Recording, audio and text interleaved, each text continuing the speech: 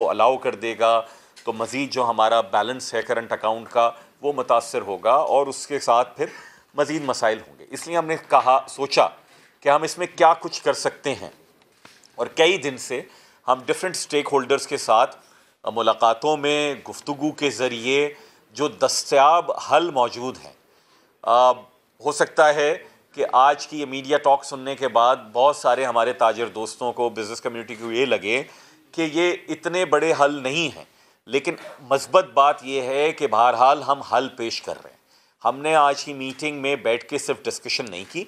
आज की मीटिंग में हमारे साथ पाकिस्तान के सारे कंटेनर टर्मिनल ऑपरेटर्स मौजूद थे अपने सीईओज़ के साथ।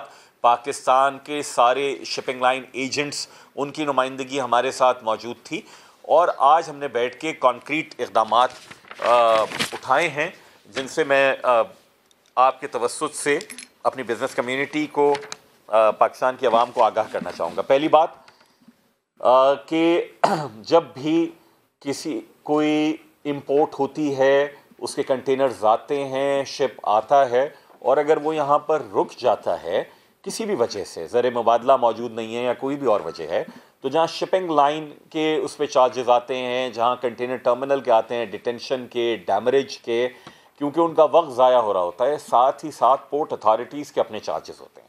पोर्ट कासिम भी चार्जेस लेती है, कराची पोर्ट ट्रस्ट भी चार्ज लेती है।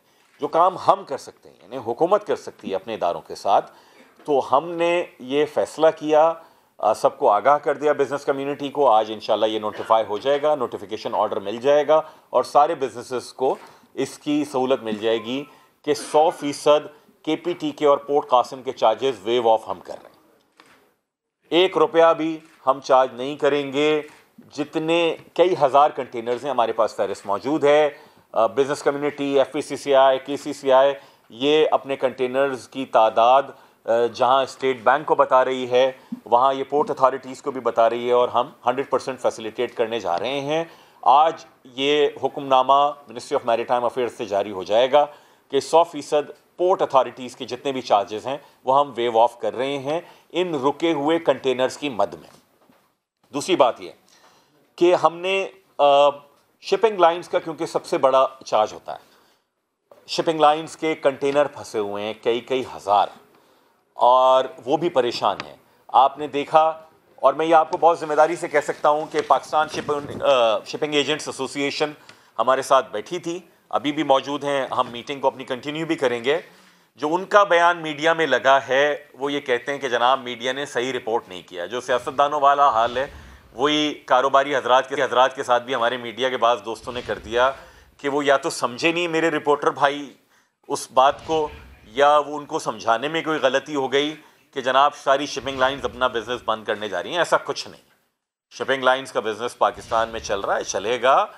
22 करोड़ से ज़्यादा के मुल्क की, जहां बदकिस्मती के साथ $75 बिलियन की इम्पोर्ट थी गुज़िश्ता माली साल में, इतनी बड़ी इम्पोर्ट को कोई, इतने बड़े बिज़नेस को कोई इग्नोर नहीं कर सकता दुनिया में। $75 बिलियन, मेरी ख्वाहिश तो ये है कि वो, और एक्सपोर्ट भी 35-36 बिलियन डॉलर थी। इतना बड़ा जब क्वांटम हो, मोर देन $100 बिलियन की एक्सपोर्ट एंड इंपोर्ट हो, तो कोई भी इग्नोर नहीं कर सकता। तो ऐसा नहीं है कि पाकिस्तान में कोई शिपिंग लाइन बिजनेस बंद करने जा रही है। दुनिया भर में रिसेशन है, चाइना बंद हुआ है कोविड की वजह से। ऐसा नहीं है कि शिपिंग लाइंस ने बंद कर दिया हो।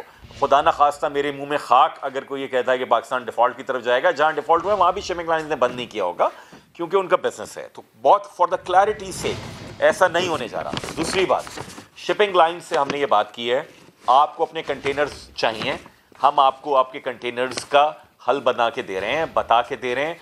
आप हमारे बिजनेसेस को ये सहूलत दीजिए कि आपके जो चार्जेस हैं, जो डिटेंशन के चार्जेस हैं, जो डैमरेज के चार्जेस हैं, भाई टर्मिनल ऑपरेटर और से भी हमने ये बात की और शिपिंग लाइन से भी, दोनों से हमने बात की। पाकिस्तान के चारों कंटेनर टर्मिनल ऑपरेटर्स के CEOs हमारे साथ अभी बैठे हैं, मज़ीद हम उनसे बात कर रहे हैं। हमारी ख्वाहिश ये थी कि हम जनरलाइज्ड लेकर आएँ, लेकिन बहरहाल वो इंटरनेशनल बिजनेसेस हैं, आपके इल्म में है। उनसे हमने इतना कंसेशन ज़रूर ले लिया है कि उन्होंने ये एग्री किया है कि आज के बाद ये जितने भी हमारे कंटेनर्स कई हज़ार फंसे हुए हैं, इन सब को केस टू केस बेसिस के ऊपर यानी केस टू केस बेसिस इस तरह है कि कोई 4 महीने से है, कोई 6 महीने से है, किसी को 10 दिन हुए, 10 दिन वाले के चार्जेस कम हैं, 6 महीने वाले के ज़्यादा हैं, जिसके ज़्यादा हैं उस पर हमें ज़्यादा वेवर चाहिए, लेकिन सबको एक हैंडसम परसेंटेज इंशाअल्लाह ताला वेवर देने जा रही हैं। हमारे शिपिंग लाइंस के जो एजेंट्स हैं उन्होंने भी हमसे कमिट किया है, they are communicating with their principals. साथ ही साथ हमारे जितने कंटेनर टर्मिनल्स हैं they are communicating with their principals, लेकिन एक सिग्निफिकेंट एक हैंडसम वेवर देने जा रहे हैं। यानी हमने अपने बिजनेसेस को जो बहुत परेशान हुए कंटेनर्स फंसने की वजह से, port charges 100% waiver, shipping lines charges significant waiver, container terminal charges significant waiver.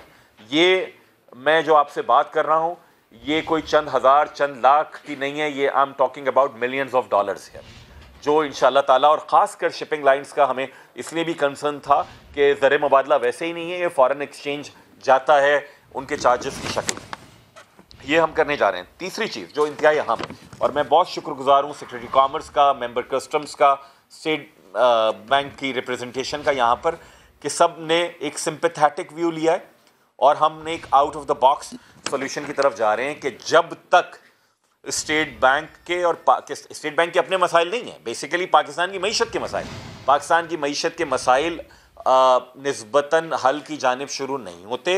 हम किसी भी बिज़नेस को नहीं चाहते कि वो कंटेनर रुकने की वजह से उस पर दोबारा डिटेंशन, डैमरेज और चार्जेस आएँ। इसलिए हमने इनको ये ऑफ़र की है।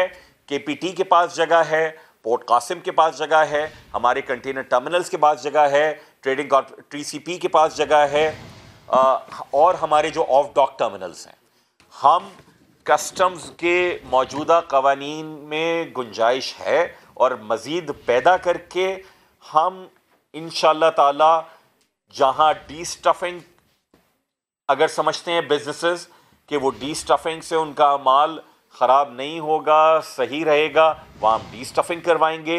अगर खाली कंटेनर्स दस्तयाब हैं तो हम क्रॉस स्टफिंग करवाएंगे।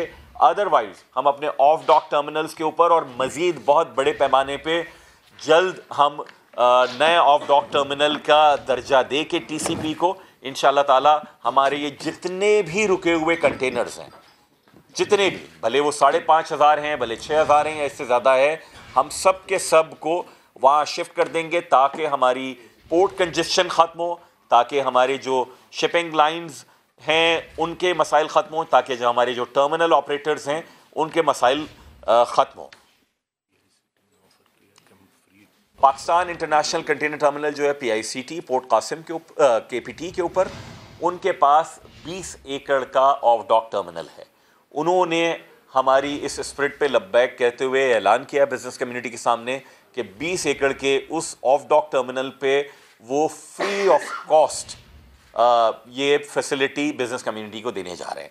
साथ ही साथ जो कासिम इंटरनेशनल कंटेनर टर्मिनल 1 और 2 है पोर्ट कासिम पे, उन्हें हमने पोर्ट कासिम के ऊपर ऑफ डॉक टर्मिनल की जगह दी हुई है। वहाँ जितना भी दस्तयाब जगह है अभी मौजूद, यानी कुछ तो भर गई है, जो बाकी है वो सारी की सारी फ्री ऑफ कॉस्ट हम अपने बिजनेसेस को देने जा रहे हैं और वहाँ पर उनके कंटेनर होंगे। ये मेरी गुफ्तगू थी। एक बहुत अहम ऐलान है स्टेट बैंक का, आज इन्होंने प्रेस रिलीज जारी की है। आज की मीटिंग की तवज्जुह से मैं चाहता हूँ कि यहाँ स्टेट बैंक की जानिब से भी ये आप तक ऐलान पहुँच जाए और मज़ीद फिर गुफ्तगू करेंगे। सेक्रेटरी कॉमर्स मेरे साथ हैं, मेंबर कस्टम्स साथ हैं, सेक्रेटरी मैरी टाइम है, अगर कोई बात करनी होगी आपने हम हाजिर हैं। मिनिस्टर साहब, स्टेट बैंक ने इसी हवाले से कि जो कंटेनर्स आकर फंसे हुए मुख्तलिफ पोर्ट्स के ऊपर उनको किस तरह रिलीज़ करवाया जाए from the foreign exchange angle, वो आज हमने कुछ इंस्ट्रक्शंस इशू कर दी है बैंकों को। और आपने प्रेस रिलीज में देखा होगा, देखें इन कंटेनर्स को जो कि आके फंसे हुए हैं, इनके लिए 2 ऑप्शंस हैं इनकी क्लियरेंस के लिए। एक तो ऑप्शन ये है कि हमने ये कहा, क्योंकि ये चीज़ हमें FPCCI की तरफ से, कराची चैम्बर्स की तरफ से और बाकी चैम्बर्स भी जब हमने कंसल्टेशन की थी तो उनकी तरफ से सजेशन आई थी, तो वो हमने सजेशन को आज इंस्ट्रक्शन के तौर पर इशू कर दिया है कि अगर यहाँ इम्पोर्टर 180 डेज़ या उससे ज़्यादा की डेफर पेमेंट बेसिस पर अगर अपनी ट्रांजैक्शन को जो ये कंटेनर फंसे हुए हैं वो कर लेता है, तो वो तमाम के तमाम कंटेनर्स हमने बैंकों को इंस्ट्रक्शन दे दी है कि वो रिलीज़ कर दिए जाएँ। तो वो बैंकों को ये इंस्ट्रक्शन ऑलरेडी इशू कर दिए। एक ऑप्शन ये है।